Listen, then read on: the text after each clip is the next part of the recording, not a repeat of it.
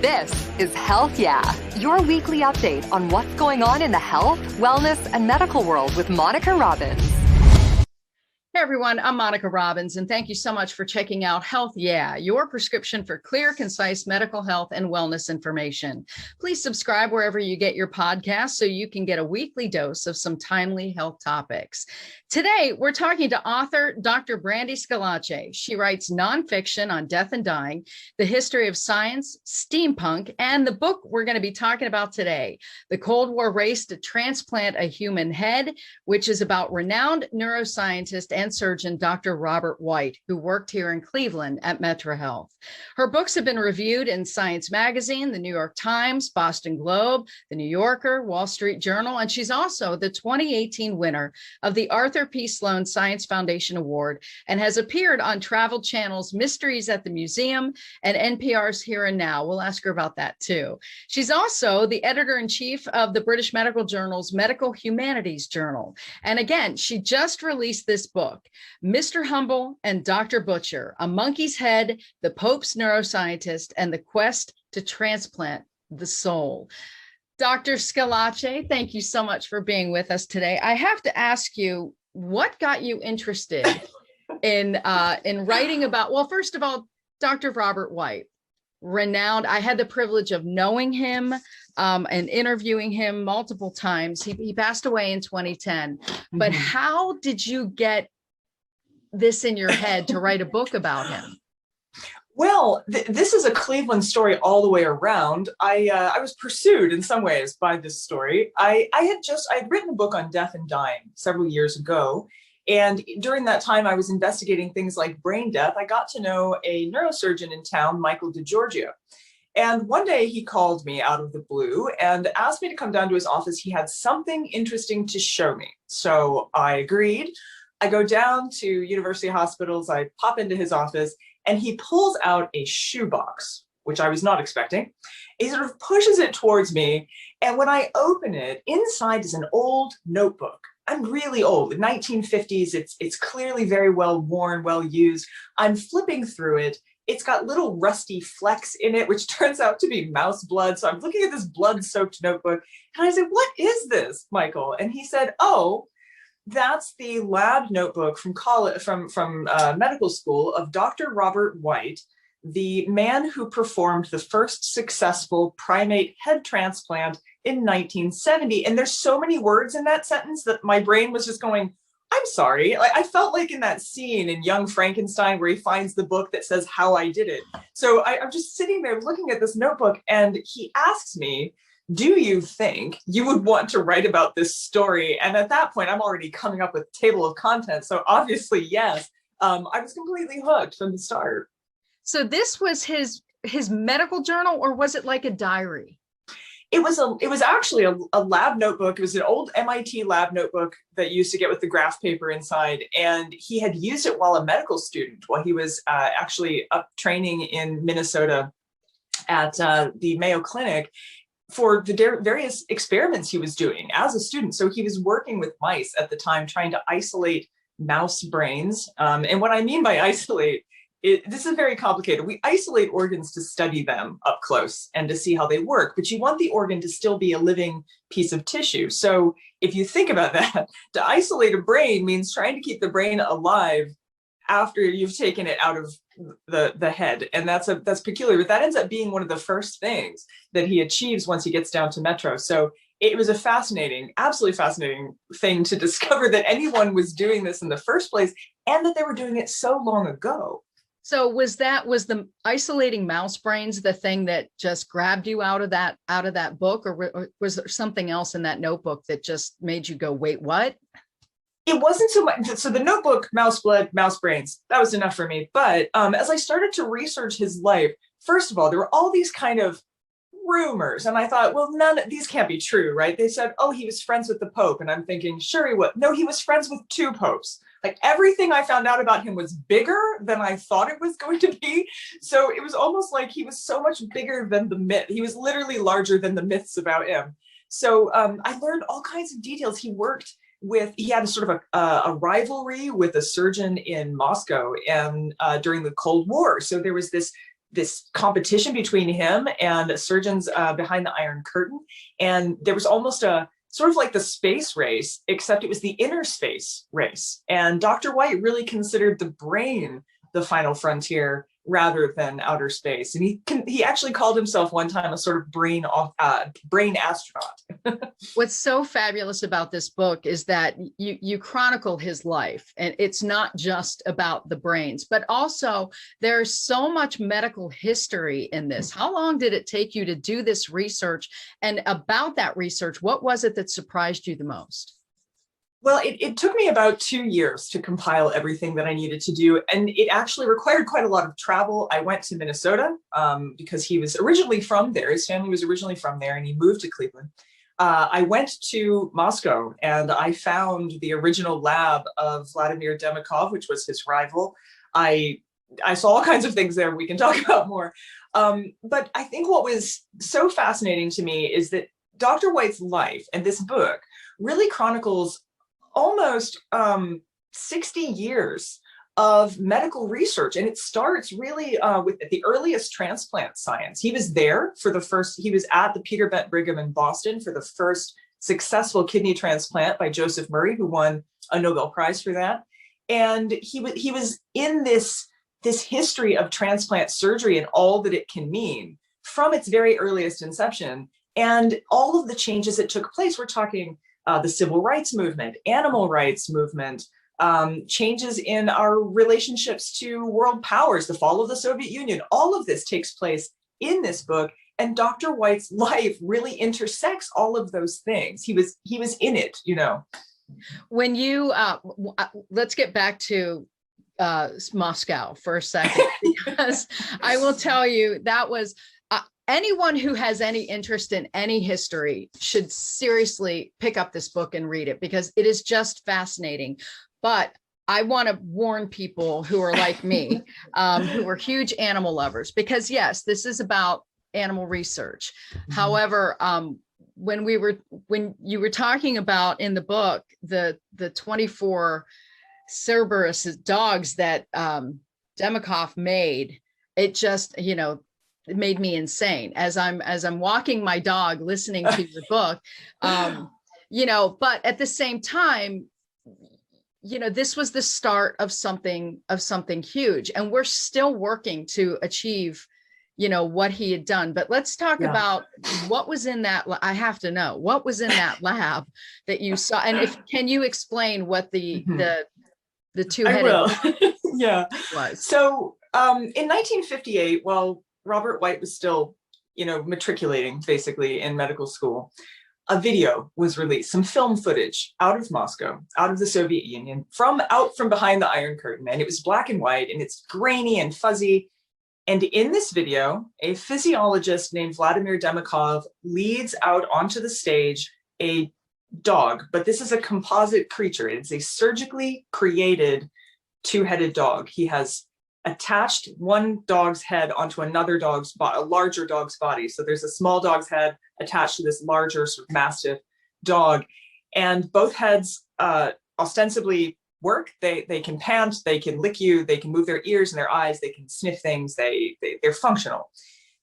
He even has them drink milk in this video, and it's released, and everyone around the world kind of does this. What are they doing over there? What have they become capable of? Is this true? Is it a hoax? What's going on? And Dr. White becomes really interested, but not just Dr. White. Christian Barnard in South Africa, who performs the first heart transplant later on, is also really interested. So as macabre as this seems, and they did name the dog Cerberus after the three-headed hound of Hades, right? It only had two heads though, so Cerberus -1. And but it did fascinate people. So it seems macabre, and it is, but it's also, everyone wondered, like, how do you make that happen? Is that possible? What does that mean? So partly Dr. White becomes interested. He ends up going to Moscow to try and meet Vladimir Demikov. And so I wanted to trace his steps myself. So I had heard some weirdly conflicting information. I had heard that Demikov's lab was a church, a stable, and a hospital. And I thought, well, it can't be all three things, but it can. So it turns out when I get there, it took me forever to find it. And I finally did. What had happened was before the revolution, before the Bolsheviks, a hospital, great big public hospital had been built in Moscow, and they had built a small church on the grounds of the hospital as part of it, a Russian Orthodox church. Now, when Napoleon and his folks decide to try and steamroll into Russia and take it over, he has a favorite horse, and he ends up housing his horse in the church building. So it became a stable. Then it was decommissioned as a church later on after the Bolshevik Revolution, and it became used as a lab. And this is actually where Vladimir Demikov created these bizarre experiments. And so I visited, it is now a church again. I did visit the church. I also found a museum there that showed the tools and devices that Demikov used. And it turns out he made these devices himself. He was operating on a shoestring. This was not like in the United States. It wasn't this sterile, wealthy, a lot of people suspected that it would be. They thought they'd go there and find the state of the art. But when White arrives, he realizes that Demikov is quite poor. He's fallen on the wrong side of the authorities a little bit, and he's been in a bit of trouble. And actually, the authorities in Moscow weren't so keen on the two-headed dog idea. They were a little bit alarmed and sort of horrified by this. But what it means is that Demikov created these simply by being really, really fast. So he literally just was a fast surgeon, fastest knife in Moscow, I guess. And that's how he was creating these two-headed dogs, to prove that something as amazing as the human brain could basically be transplanted. And that was really the bulk of his research. And so as twisted as it was, it actually pushed medical science forward. And I think that's the part that all the animal lovers have to sadly get over, is that there was a point to all of this. From, reading your book and paying attention to the cooling techniques that Dr. White was behind. Anybody who's ever had a stroke who was cooled down and survived it, absolutely, should thank him. Can you talk about that? I don't think a lot of people realize he was nominated for a Nobel. He was, yes. In fact, he was nominated by Joseph Murray, the person who did the first kidney transplant successfully. The cooling technique is important because I just mentioned that Vladimir Demikov was just working really fast. And the reason I say that is because the brain is a greedy organ. It has to have oxygen and blood and nutrients. And to be deprived of oxygen for even a short period of time results in brain damage, in cellular death, basically. And so, for instance, my father had open heart surgery, and he had to have his body and brain had to be cooled down, because that means you're at less risk of having brain damage, because it makes the brain less greedy. There was no possibility of doing that in Russia because that technique was basically invented by Dr. White. So he begins using this technique all the way back when he was a student to try and prevent paralysis of animals that had been injured. But he begins to realize that supercooling the brain, therapeutic hypothermia is what they call it, also means you can protect that brain from the trauma that might be happening to the body. And this begins to make him realize that if you cool the brain, you can also isolate it. So back to that idea of getting a brain alive and outside of its body. And I will say that White was not super, he didn't really understand what the two-headed dog experiments were for. He felt that that was a dead end, and he didn't think that that was necessary. But he did do experiments on primates, and that was essentially what he comes back from Moscow, and he's going to be working with these primates to isolate brains and to do his own primate head transplant. So I guess the big question a lot of people who aren't familiar with this story want to know is, how did he end up in Cleveland? Oh, yes. Well, I think this is points for Cleveland, basically. When he finished his degree, he had both an MD, or he got his degree for surgery in medical school, but he also got a PhD in neuroscience. And he didn't just want to be a surgeon. He wanted to be a neuroscientist. He wanted to push the envelope on these things, discover new things. After the kidney transplant, he began to think, well, what if you needed all the organs? Would it be possible to move all the organs at one time over to where your brain lives? Because for White, being Catholic, well, I think for a lot of us, we think of ourself as residing in the brain, but specifically as a Catholic gentleman, White felt that the brain and soul were the same. And so he wanted to preserve life, preserve soul. And he wondered if there was a way that you could do that if you didn't just need a kidney, but you needed all of it, kidney, hearts, lungs, your body was failing. So this becomes kind of, in the back of his mind, even as he's doing other things, he wants to do this research. But a lot of people offered him positions. They were like, well, you can be a scientist here, but not a surgeon. Or you can be a surgeon here, but not a scientist. But at Cleveland, at Metro, they looked at White and went, oh yeah, we want this guy. You can do all the things. We will give you your own brain research lab. And that was the draw. And I think that makes sense because Cleveland is kind of a mavericky place in some way. We have a lot of medical mavericks here. A lot of breakthroughs happened right here in Cleveland, Ohio. And so in the health field. So White was in the right place at the right time for the things that he wanted to do. I had the privilege of being in that lab with him. I did a story on his head transplant years and years and years ago. And I think that another story I did, which I found really fascinating that you brought up in the book, was his hemisphere study. Yeah. And I interviewed a young man who survived a tree falling on his head. And Dr. White was his surgeon. And I will never forget Dr. White sitting there telling me that he was literally holding this man's brain in his hands. And the catch, and the gentleman's name is Kevin Reed. He is still alive today. He was a drummer and he was ambidextrous. And Dr. White said in his hit parade of surgeries that he had performed, Kevin's story was in his top 10. And the reason for that was half of Kevin's brain was destroyed. So Kevin is literally one of those people living with half of a brain and functioning, because Dr. White thinks because he was ambidextrous, that's what allowed him to function. Kevin owns his own business.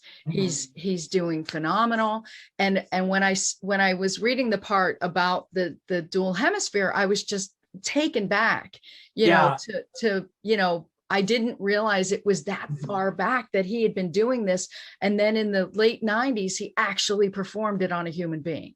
Right. Well, because I think the brain is a complex organ. And I think White's right to say it's the final frontier. It is a very strange thing. We still don't understand so much about the brain. And one of the things that I just want to, you asked me what was one of the most surprising things in the research. And to me, it's not the head transplant. It's this idea that the brain could live outside of its body. And what that means, and I'll do a real quick description of it. Essentially, White had to make sure that the cooled brain was still being flushed with blood and fluids from a donor monkey, essentially. And then he slowly takes this brain out of its skull so that it is free floating. It's just a little pink bulb of brain. And he has it hooked up to EEG. So it's being flushed with blood. It's getting all the nutrients. And over there on the EEG graph paper, it's clicking away. It is sending out brain signals. It's thinking. It's still in there. And for White, this meant that the brain could outlive the body. And for me, what does that say about the self? Not just who we are, but where we are in this composite body. Because I don't think that I'm just a brain. Of course, I think my body is quite important to who I am as a person. And I have all sorts of neurons in your gut and all kinds of other things. But this concept that a thinking organism could actually outlive its physical body was just philosophically mind-blowing, really, for me. But it also meant that for White, anyone with thinking power, anyone whose brain was still awake and alive, so not brain dead, not an isoelectric or flatline EEG, but anybody who had activity, their life was not just worth saving, it was worth as much as anyone else's. So in a funny way, long before ableism becomes a term, White was really interested in supporting those people who sometimes their lives were treated as though they weren't as important. So I talk about Craig Vidovitz. Craig Vidovitz was a tetraplegic man who had been in a diving accident. He also lived in and around Cleveland, Akron area, owned his own business, but he was confined to a wheelchair, and his organs had begun to fail, his kidneys particularly. This is this story is a lot about kidneys as well as brains. And he wanted to get an organ transplant because he had a lot to live for. He had children. He wanted to see them grow up and get married. But he wasn't considered a good candidate because he was tetraplegic. And for Craig, he thought, someone else is deciding whether or not my life is worth saving. And I don't think that's right. And White initially thought about performing a body transplant, or basically taking Craig's head and putting a brain dead body on that head, as a way of saving Craig's life. And Craig was thinking, they literally planned the surgery. It didn't happen. And that's mind-blowing and weird too. You think that's very Frankenstein, but at the bottom of it is someone like Craig saying, I deserve to live. My life is worth something. So that idea that someone who is paralyzed, that their life is just as meaningful as anyone else's, was really, really crucial and important to Dr. White. And I found that really interesting. You know, Cleveland is known, we've done the face transplant. We've done so many different things here. But when it comes to a brain transplant, from your research, do you think it's really going to be possible? And is science still pushing ahead to potentially make that happen? So probably the most peculiar thing about this story is that it's possible right now. We actually have the techniques. You know, I couldn't perform one, but a head transplant in the hands of a capable surgeon could happen. And that's been true for a while. White actually went as far as working on cadavers, just like Joseph Murray practiced the first kidney transplant on cadavers. White did a head transplant on cadavers in preparation for what he thought would be the first human head transplant. When he works with humans, he calls it a body transplant, body transplant surgery. And it didn't happen, but White was emphatic that it absolutely could have. He thought it would be easier and more successful than the primate head transplant. And I should probably say, he transplanted the head of one monkey onto the body of another monkey, and it lived for 9 days. It woke up, it ate, it drank, it couldn't move its lower body, because of course, severing the spinal cord makes you unable to activate those lower quadrants of your body, but it did live. That also got him in trouble with PETA. But the point is, yeah, we could do this today. The question is, should we? Is that a good idea? Is that a risk worth taking? Yeah, I think that's when you're finished with this book, there are a lot of philosophical and spiritual questions you're left with as well. Let's talk a little bit about your other adventures and other things that you do. So explain why you were on the Travel Channel's Mysteries at the Museum. So I used to work for a while, about 5 years, at the Dittrich Medical History Center and Museum here in Cleveland, Ohio. And it's a great museum. If you've never been to it, it's on the campus of Case Western Reserve University. And it's attached also to a library, to the Allen Memorial Library, which is a big medical library. It's a fantastic place, really beautiful as well. I had worked there. We had a lot of interesting exhibits. We had the world's largest contraception collection, you might not know. A lot of things on bone saws. There were old x-ray tables, lots of interesting things. Well, I got contacted by the Travel Channel, which they were doing Mysteries at the Museum, and they had a story and they wanted to talk about body snatching, grave robbery, essentially. And oddly enough, I've done a bit of that. You can't write about death and dying cross-culturally and historically without coming across, people paying to have bodies dug up so that they can practice on them. This is before we had body donation programs. So I ended up doing a show for them on the practice of people breaking into graveyards and stealing bodies Frankenstein-esque for the purpose of anatomy lessons. And some of this actually did happen in Cleveland as well. And this at Woodlawn Cemetery, a medical student was caught back in the 19th century trying to exhume. So this is a story that I decided to do, and I was on the show. It was really great. They came and filmed, and I get to say creepy things about medicine. And they came back again. They liked it so much. They called me for another show, and we did one on heart catheterization. Because the first gentleman who performed heart catheterization did it on himself, which is not a great idea. Self-experimentation, it's a little creepy. Wasn't it sort of an accident as well? No, he did it on purpose. He actually fought off another surgeon who was trying to stop him. I mean, this is the reenactment was ahistorical, but precious and interesting. So it's worth watching. So yes, that's how I ended up on Mysteries at the Museum. So why death and dying? Why did that, sort of become your forte? Well, some of that is my own history a little bit. So I grew up in Southern Ohio, and it's abandoned coal country. And like so many areas in the Midwest, industry has pulled out, and it's left destruction in its wake. It's left pollution. It's left joblessness. It's left polluted water. Our water is always orange down where I'm from. I heard a statistic once that said something like 1 in 3 people get cancer where I'm from. So it's a very disturbing thing where the water to table has been messed up by mining and other strip mining and things. So growing up, I was surrounded by that environment, a slowly dying coal town, and people who were getting ill. My own parents, my father had several big heart attacks. My mother had cancer several times. And I remember as a child fearing I was going to lose them and that I would have to, look after my brother.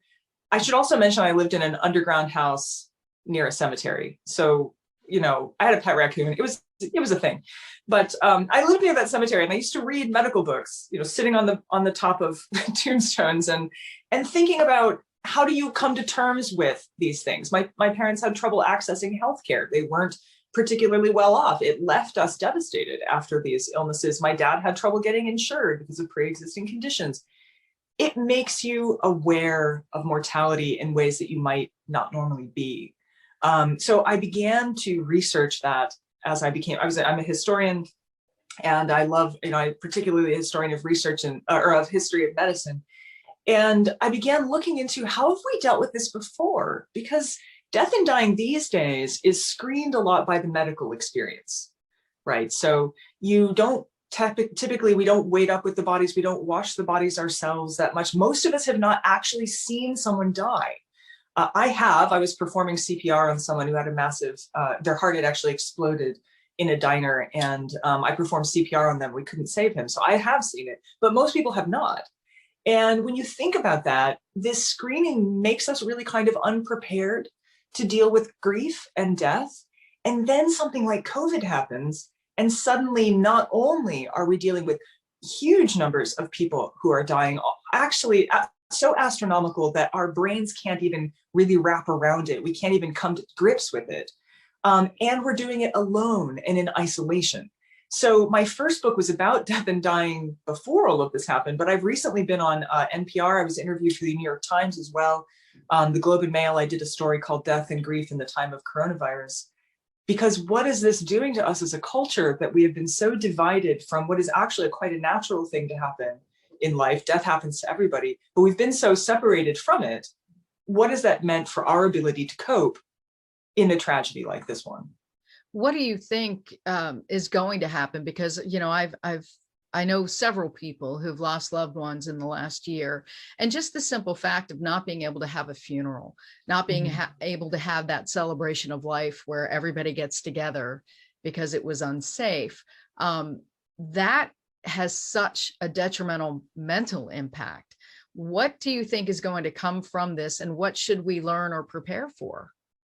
That's a really great question. And what I've been thinking about, so in the book that I wrote, Death's Summer Coat was what it's called. It's partly about the rituals we have of grief rituals that we surround ourselves with. And it reminds us that those rituals are man-made, or human-made, I should say. And this process of getting through grief with rituals is something that can be changed. So one of the stories I tell in the book is about the horrible, the Pol Pot Khmer Rouge genocide that happens in Cambodia. It's a terrible destruction of life, and there are mass graves. But in Cambodia, the way their understanding of religion and spirituality works is it's really important to have the physical body of the deceased so that you can pray over it, so that you can help the soul on its journey, and so that you can process that grief. But you don't know where those bodies are. There's so much of it, and you can't get to those spaces. So they created a new way of practicing that. They created a ritual where you could use something that they had owned. So it could be their shirt. It could be a photograph. It could be, a well-loved, pen even. It's something as simple as that. And that could be the stand-in for that person, that connection to that person. And they recreate, an entire community of people recreated a grief ritual around their circumstances. And so I take a lot of hope from that, because there's actually no wrong way to grieve. You can't do it wrong except to not do it. So I've been trying to say in the various places I've been interviewed that the real value is in recognizing you have the power to grieve in new ways. You don't have to do it in the old ways.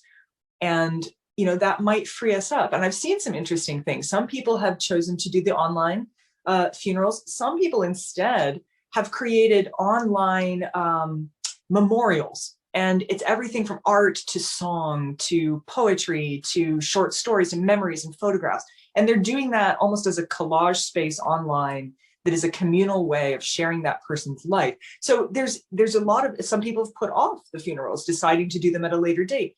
You can't do it wrong.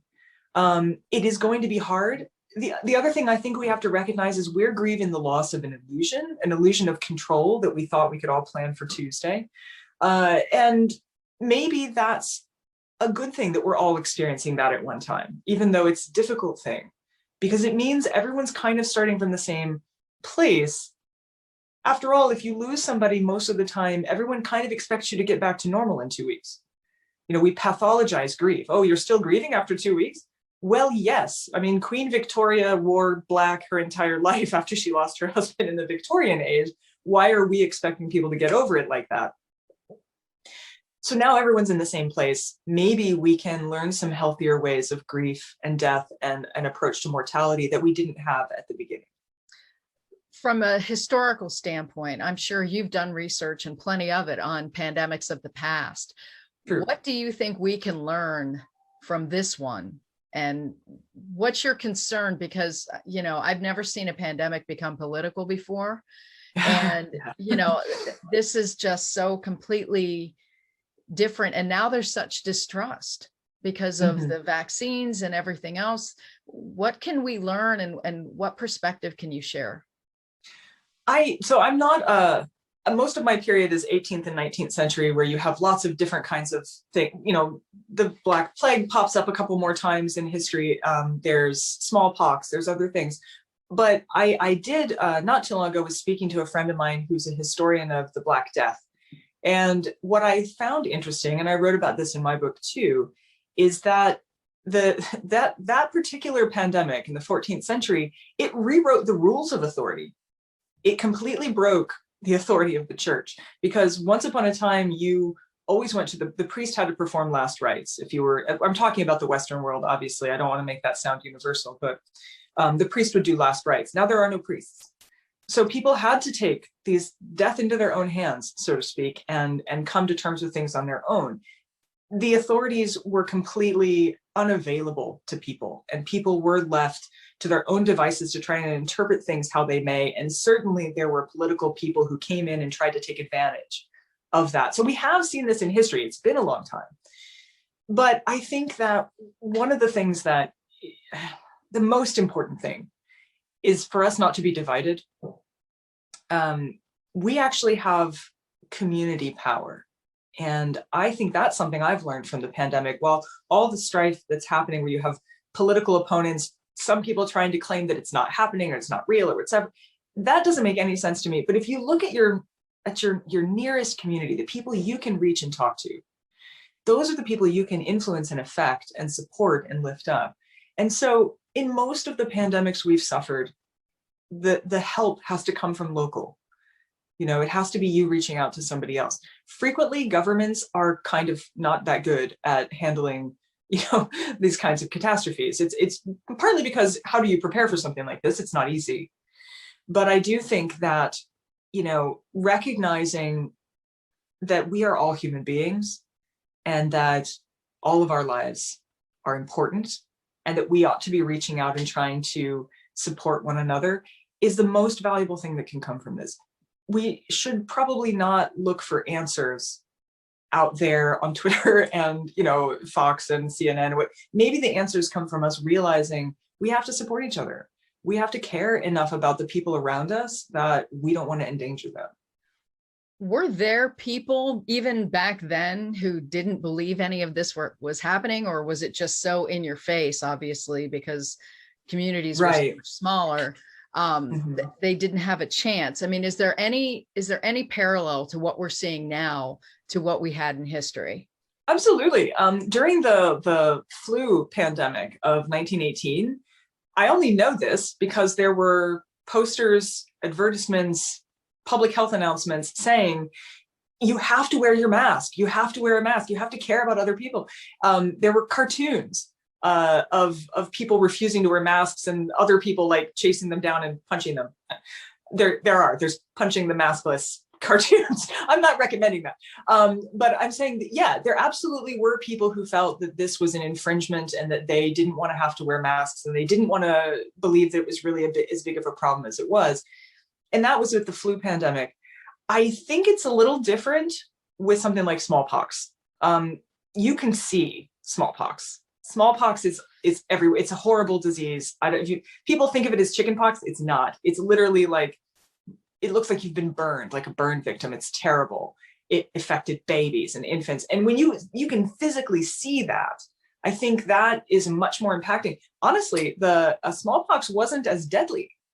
People usually survived it, but it disfigured you. And we are very visual people. And I think when you can see that someone has a disease, it's very different. It's a lot harder to ignore when it's physically apparent on your body. Same is true of the bubonic plague, of course, and a lot of these other ones. If you can see that it's happening, it's kind of hard for you to go, maybe it's not real.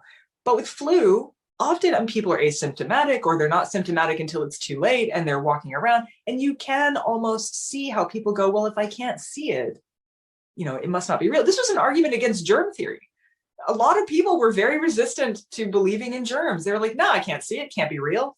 Even doctors. So it took a long time and microscopes to prove to people that that was real. So I think that we're hesitant because we don't want to believe that our lives are this fragile. We don't want to believe that we are at the mercy of tiny, minuscule creatures that we can't even see. Nobody wants to think that. We want to think that we're at the top of the food chain and we're going to be fine. And it's a technological world. Surely this isn't going to happen to me. And it does, and it is. And maybe that's a necessary corrective to our perspective. I know your nature is to look back at the past, but I'm curious to know how you think history will look at this particular pandemic. And I've asked a number of people, infectious disease experts, if they think this could potentially be just the dress rehearsal for something else, considering we've had 3 coronavirus outbreaks in the last 2 decades. So what are your thoughts on that? The trick, of course, is that our world is changing. We have a lot more people than we used to. I mean, I studied the 19th century and the population has just, climbed so dramatically since then. We have a global world, which means something that used to affect somebody on half the other side of the world would never affect you. Now it can. We have a world that's changing in terms of climate. We have ice caps that are melting and permafrost that is releasing who knows what into the atmosphere that, long dead viruses possibly, we don't even know. So yes, things are speeding up simply by virtue of the fact that we have the technological, digital, and physical connections that we do. Things are speeding up because the world is changing. I don't think it's at all unlikely that there will be additional pandemics in the future. What I'm hopeful for, but really worried about, is that I hope history looks back at this pandemic and says, this was the turning point. This was the moment where people realized they had to care about other people more than themselves. They had to care about the safety of everyone, not just themselves. They had to put other people ahead of the individual. That's what I hope happens. I hope we look back at this and go, this was the moment that we made that turn that allows us to deal with pandemics in the future better. But that depends on what we do right now. Brandy Schillace She, thank you so much. You are just a wealth of fabulous information, and I know I'm going to be talking to you again in the future. But I want to tell everyone there is no way in health they want to just Google any of this information. So if people want to find your book, where do they go, and how do they find out more about you and the other things that you've done? Well, I have a website, brandyschillace.com. So the difficult part there is just spelling my name right.